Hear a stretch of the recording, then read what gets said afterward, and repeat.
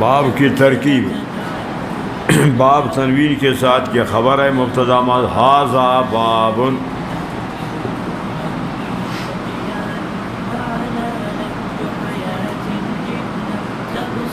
اضافت کے ساتھ باب مضاف الصلاۃ من الایمان صلاۃ مبتدا ایمان خبر یہ جملہ بن کر پھر مضاف الیہ بنے گا باب کے لیے تو تنوین کے ساتھ بھی یہ ترکیب صحیح ہے اضافت کے ساتھ بھی ترکیب صحیح دونوں ترکیبیں تنوین کے ساتھ اضافت کے ساتھ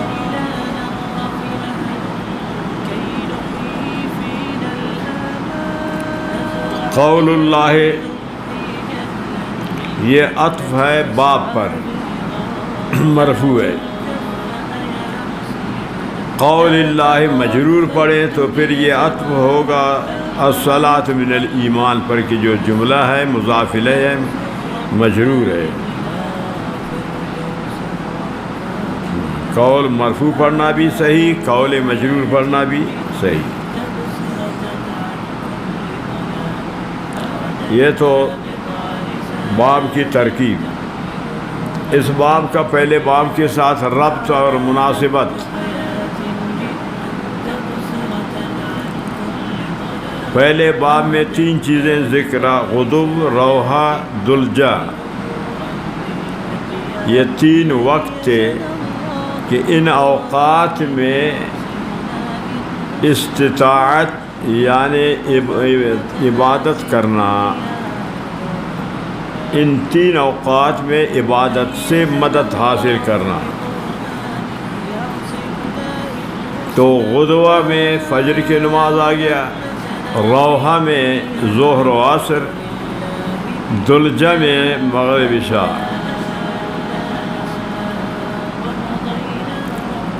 تو اس طرح پہلے باب میں صلاۃ کا ذکر آ گیا اور اس باب میں بھی صلاۃ من الایمان صلاۃ کا ذکر ہے یہاں صراحتاً صلاۃ وہاں ضمناً صلاۃ کا ذکر گزرا اس طرح دونوں بابوں کا آپس میں مناسبت و ربط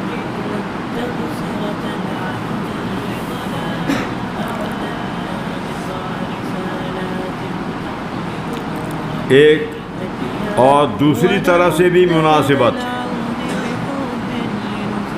دوسری طرح سے پھر اس باب کا پہلے باب صوم رمضان کے ساتھ مناسبت صوم یہ بھی اسلام کے ارکان میں سے ایک رکن ہے صلاۃ بھی اسلام کے ارکان میں سے ایک رکن ہے اور پھر دونوں بدنی عبادت ہیں اس طرح ربط ہے اس باب کا اس کے ساتھ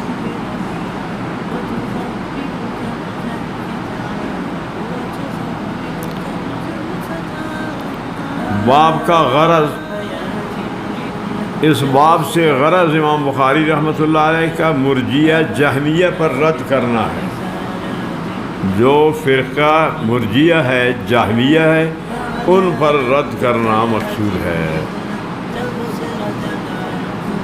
کہ وہ اعمال پر ایمان کا اطلاق نہیں مانتے امام بخاری فرماتے ہیں کہ صلاۃ عمل ہے اس پر ایمان کا اطلاق صحیح ہے اس طرح رد ہے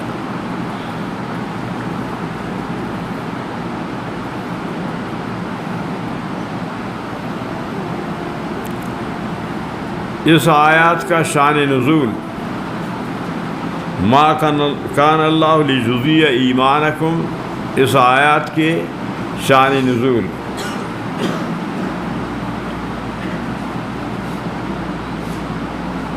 تحویل قبلہ سے پہلے قبلہ کے تبدیلی سے پہلے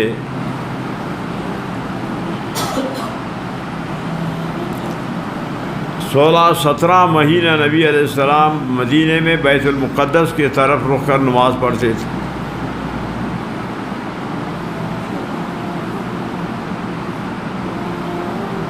تو اس زمانے میں جو صحابہ وفات کیا، جیسے کہ سعد بن زرارہ، ابو امامہ اور برا بن معرور، تحویل قبلہ سے پہلے جو صحابہ وفات کیے، ان کے بارے میں ان کے ورثاء نے لوگوں نے پوچھا کہ بیت المقدس کی طرف رخ کر کے یہ لوگ نماز پڑھتے تھے، اسی حالت میں وفات کیے، ان کی یہ نمازیں عبادت ضائع ہیں یا عند اللہ قبول ہے؟ تو ان کے بارے میں یہ آیات اللہ تعالیٰ نے نازل کیا، وما کان اللہ لیضیع ایمانکم،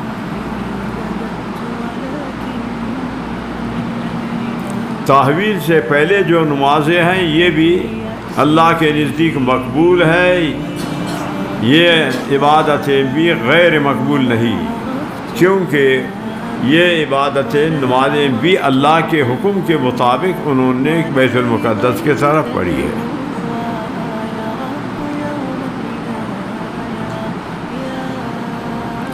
تو ان حضرات کے بارے میں اس آیات کو اللہ تعالیٰ نے نازل کیا۔ اب یہاں ایک سوال وارد ہوگا، تو یہاں ایمان حکم کے بجائے ایمان ہم ہونا چاہیے، کیونکہ وہ تو غائب ہیں، حاضر نہیں۔ یہ خطاب کے لیے کم، یہ حاضرین کے لیے۔ اس سوال کا جواب یہ عام ہے، احیاء اموات سب کے لیے یہ حکم ہے کہ جو زندہ ہے اس طرف نماز پڑھتے تھے، اب تحویل کے بعد بیت اللہ کے طرف ان کے لیے، اور جو وفات کر چکے ہیں ان کے لیے، احیاء اموات سب کے لیے یہ حکم ہے۔ اسی لیے غائب کے بجائے مخاطب کا صیغہ کو استعمال کیا، اور اس میں پھر احیاء کے تعظیم ہے، جو زندہ ہے ان کی تعظیم و عزت کے لیے ہم کے بجائے کم کو استعمال۔ اللہ تعالیٰ ضائع نہیں کرے گا تمہارے ایمان، یعنی صلاتکم، ایمان سے یہاں مراد صلات ہے، تمہارے نمازیں ہیں۔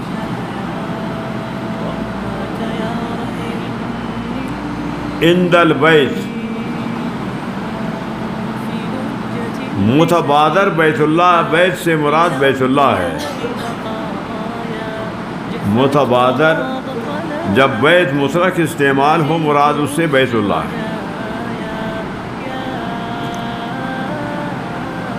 اور یہاں بیت سے مراد بیت المقدس ہے، یہاں بیت سے مراد بیت المقدس۔ تو اب سوال ہوگا کہ عند البیت بیت المقدس میں تو نمازیں صحابہ نے نہیں پڑھی ہے، تو عند البیت کہنا صحیح نہیں۔ ایک جواب یہ ہے کہ یہ عند بمعنی الی کا ہے، الی البیت، الی بیت المقدس، عند بمعنی الی بیت المقدس، بیت المقدس کی طرف جو نمازیں صحابہ نے پڑھی ہے وہ صحیح ہے۔ یا یہاں عند البیت مانا لغیر البیت، عند البیت سے مراد لغیر البیت، بیت اللہ کے بغیر جو نمازیں پڑھی گئی وہ بھی ضائع نہیں ہے، وہ درست ہے، صحیح ہے۔ الی البیت، الی نکالو، یا لغیر البیت، پھر معنی صحیح ہوگا، مطلب صحیح ہوگا، درست ہوگا۔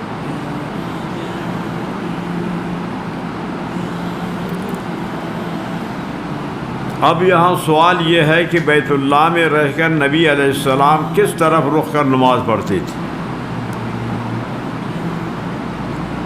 بیت اللہ میں بیت اللہ کی طرف یا بیت المقدس کی طرف؟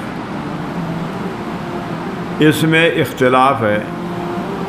بعض حضرات کے نزدیک کہ بیت اللہ میں بیت اللہ کی طرف نماز پڑھتے تھے، مدینے میں آ کر بیت المقدس کی طرف۔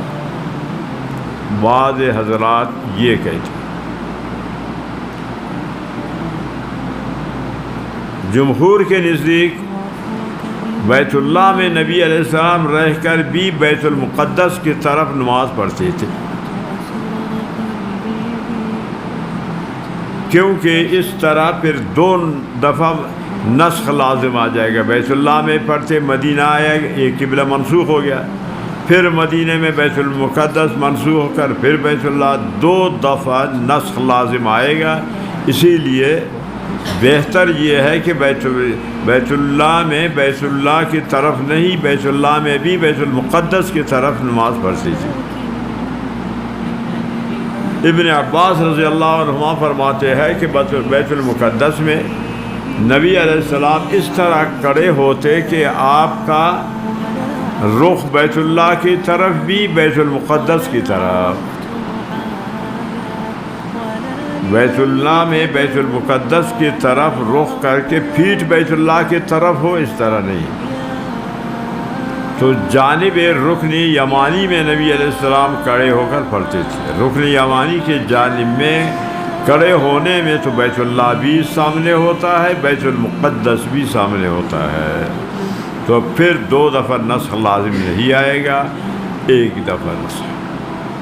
کہ اللہ تعالیٰ نے فرمایا کہ آپ بیت اللہ میں رہ کر بیت المقدس کی طرف جب نمازیں پڑھتے وہ نمازیں قبول، جب بیت اللہ سے آپ دور ہو گئے بیت المقدس کے نمازیں پڑھی وہ تو بطری کے اولا پھر قبول ہیں۔ بھائی سمجھ میں آ رہے ہو؟ بیت اللہ میں رہ کر بیت المقدس کی طرف رخ کر نماز پڑھتے تھے، تو جب بیت اللہ سے دور ہو گئے تو بطری کے اولا وہ نمازیں قبول ہیں۔ بھائی بات سمجھ میں آ گئی یار؟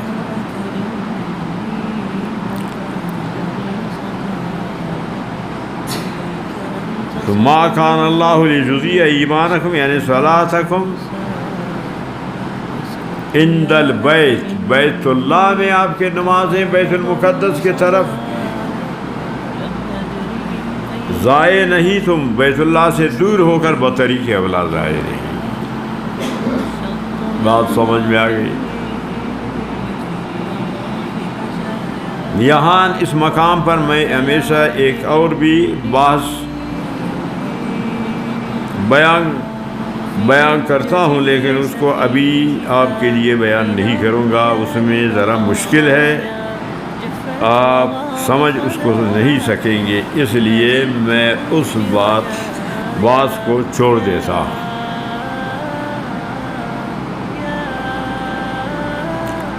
حدثنا عمرو بن خالد قال حدثنا زہیر،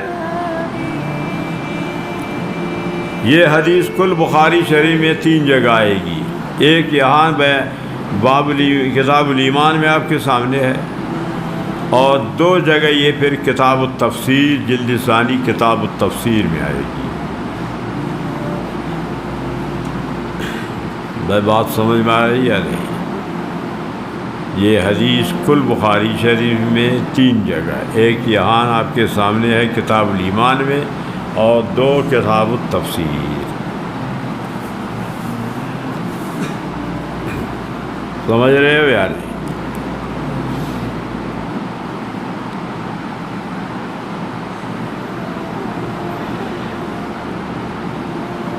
براء بن عازب رضی اللہ عنہ روایت کرے کہ ان النبی صلی اللہ علیہ وسلم کان اول ما قدم المدینہ،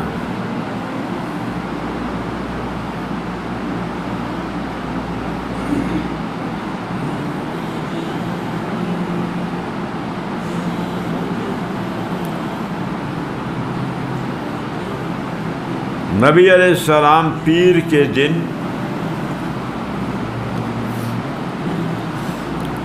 مکہ مکرمہ سے ہجرت کر کے صدیق اکبر بھی ساتھ روانہ ہو گئے۔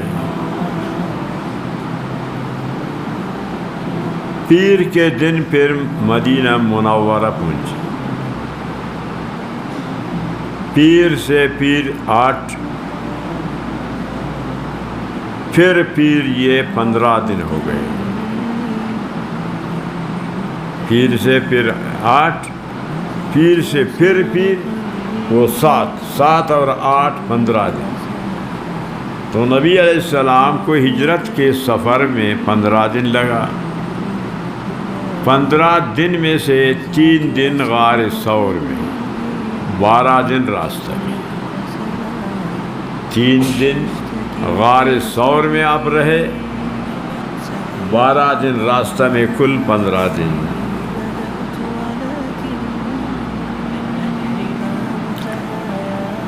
تو فرمایا اول ما قدم المدینہ تھا، مدینے میں پیر کے دن اوالی مدینہ میں جہاں مسجد قباء ہے، وہاں بنی عامر بن عوف قبیلہ رہتے تھے۔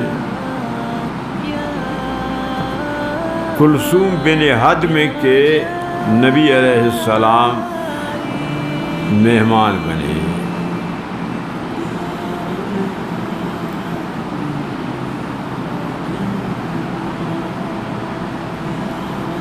بخاری شریف میں ہے کہ 14 دن کے بھی روایات ہے، 24 کے بھی روایات ہے۔ وہ پیر کو آیا اور جمعے کو روانہ ہو گئے، تو پیر، منگل، بدھ، جمعرات، جمعہ، 5واں دن۔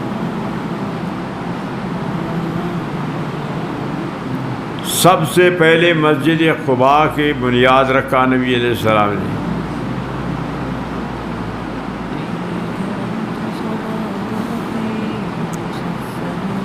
بنیاد رکھا، اور اس مسجد قباء کی تعمیر عمار بن یاسر رضی اللہ تعالیٰ عنہ نے۔ تو اسلام میں سب سے یہ پہلی مسجد ہے مسجد قباء۔ اس سے پہلے کوئی مسجد سوائے صدیق اکبر رضی اللہ عنہ کے کہ اپنے گھر میں مکہ میں مسجد بنایا تھا، اپنے گھر میں مسجد بنایا، اس میں عبادت کرتے تھے۔ باقی عام مسلمانوں کے لیے جو سب سے پہلے مسجد بنی ہے وہ مسجد قباء ہے، اور سب سے پہلے اس کو تعمیر کرنے والا عمار بن یاسر رضی اللہ تعالیٰ عنہ۔ جمعے کے دن نبی علیہ السلام مسجد قباء سے روانہ ہو گئے، جمعے کی صبح، خواہ 5واں دن یا 14 دن کے بعد، جتنا دن رہا اقوال مختلف ہے۔ مطلب روانگی جمعے کے دن سے۔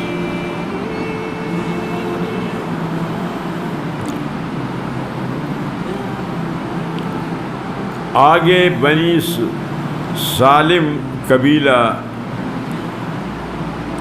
راستے میں مسجد قباء کے بعد ایک وادی ہے، اس میں بنی سالم قبیلہ رہتے تھے۔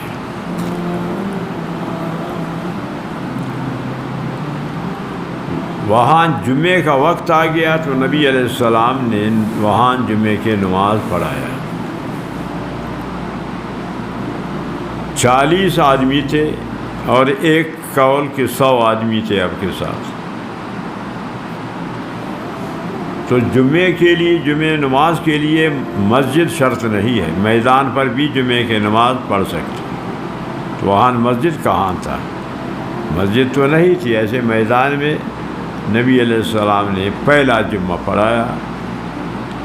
راستے میں تھے، سفر میں تھے، ابھی تک مدینہ نہیں پہنچی تھی۔ ہجرت کے بعد جو اہم 2 عمل کیا، تو پہلا مسجد کی بنیاد رکھا، اور دوسرا جمعے کی نماز۔ مسجد بھی شاعر اللہ ہے، جمعہ بھی شاعر اللہ ہے، دونوں شاعر اللہ کا احیاء فرمایا نبی علیہ السلام۔ تو نبی علیہ السلام نے جمعے کی نماز پڑھی، تو نہ وہاں شہر نہ بازار، کچھ بھی نہیں۔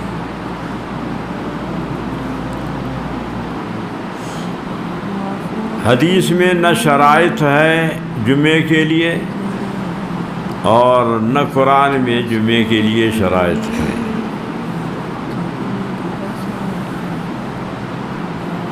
صرف ایک حدیث ہے کہ جامع مصر ہو۔ مصر اس کو کہتے ہیں کہ جہاں امیر ہو، قاضی ہو اور حدود نافذ ہو۔ فقہ میں یہ ہے، حدیث ہے۔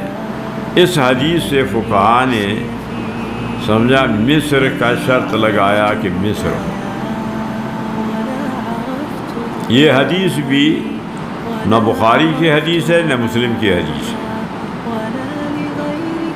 بخاری و مسلم کی احادیث کی طرح یہ قوی حدیث بھی نہیں۔ تو جمعے کے دو شرائط، ایک ہے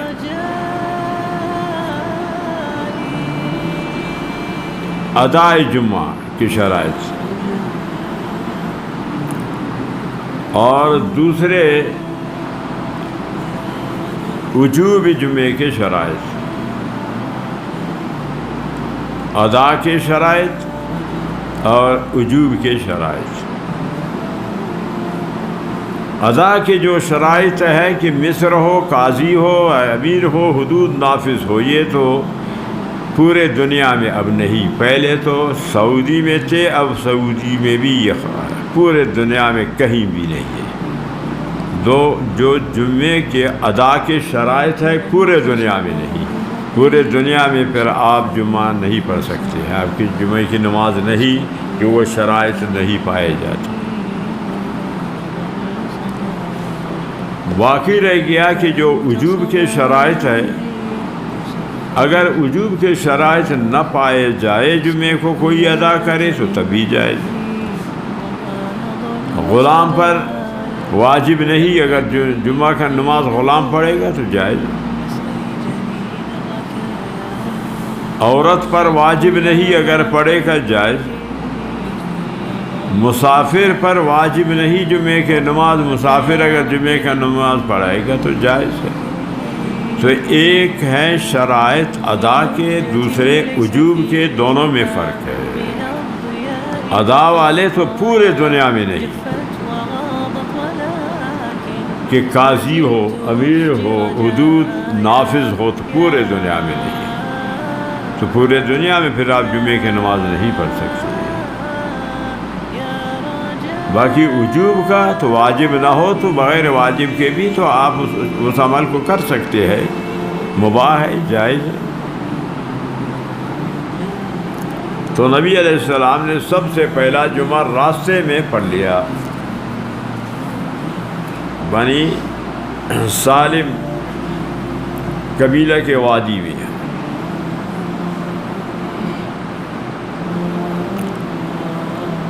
تو اس کے بعد پھر آپ روانہ ہو گئے، مدینہ منورہ تشریف لائے۔ تو اول ما قدم یقدم و نصر ینصرو کے باب سے، قدم یقدم کرم یکرم شرف یشرفو کے باب سے، دو باب سے آتے۔ قدم یقدم، قدم یقدم۔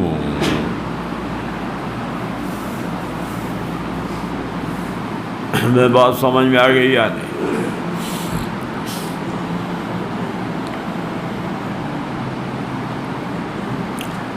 مدینہ کا ہجرت سے پہلے نام تھا یثرب۔ یثرب و خیبر یہ دو بھائی تھے۔ یثرب مدینہ میں آباد ہو گیا تو نام یثرب بن گیا۔ خیبر وہاں خیبر کے علاقے میں تو ایک بھائی کا نام خیبر تھا، دوسرے کا یثرب۔ جیسے کہ ڈیرہ اسماعیل خان، ڈیرہ غازی خان، یہ بھی دو بھائیوں کے نام ہے، ایک اسماعیل خان کے نام سے، ایک وہ غازی خان کے نام سے۔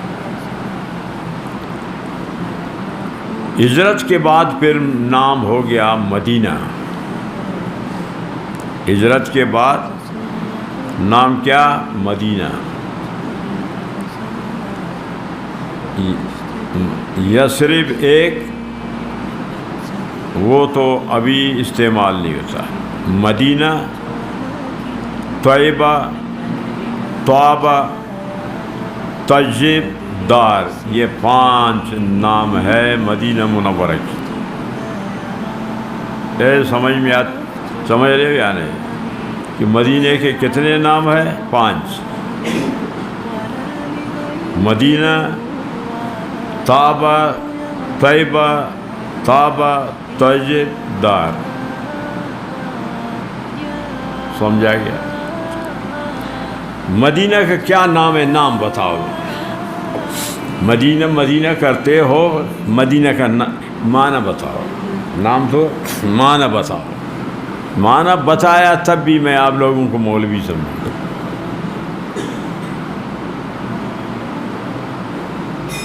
بتا مولوی ہے ابھی تک مدینہ کا نام نہیں، معنی نہیں جانتا ہے کہ مدینہ کا کیا نام ہے. ہاں، شہر. یہ کس نے کہا کہ شہر؟ جس نے کہا غلط کہا ہے.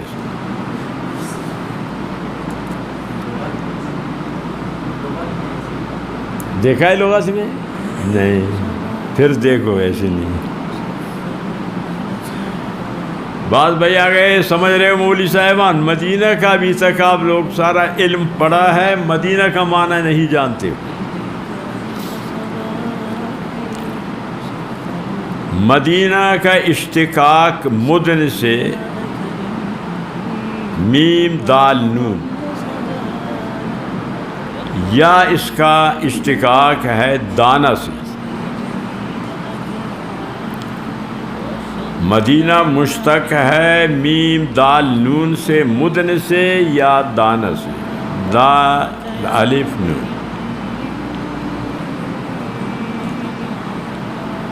یہ اگر مدن سے مشتق، پھر اس کا معنی ہے مکان کا.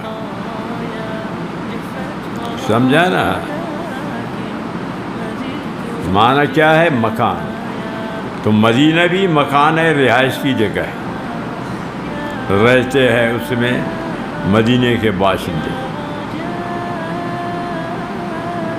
اگر دانہ سے مشتق ہے تو پھر اس کا معنی ہے اطاعت کا، فرمان برداری کا.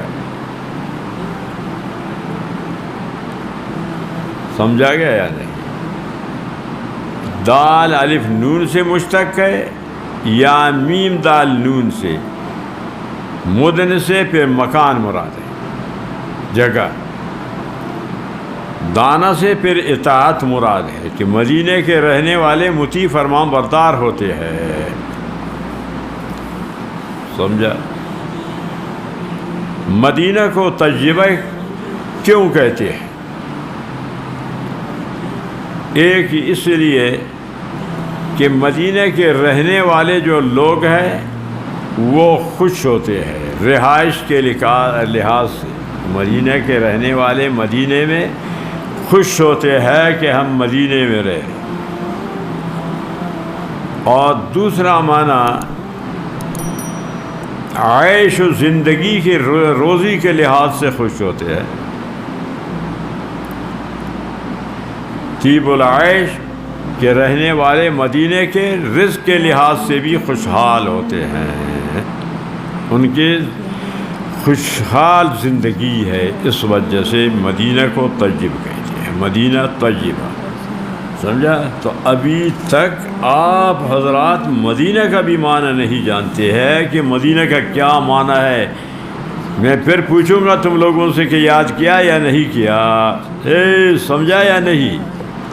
ہاں، پورا دنیا کو پھرا ہے، ابھی تک مدینہ کا معنی بھی کہیں سے یہ حاصل نہیں کیا. پھر بھی مفتاح العلوم سے آپ کو مدینہ کا معنی بے بات آ گئی. سمجھا کرو بات کو.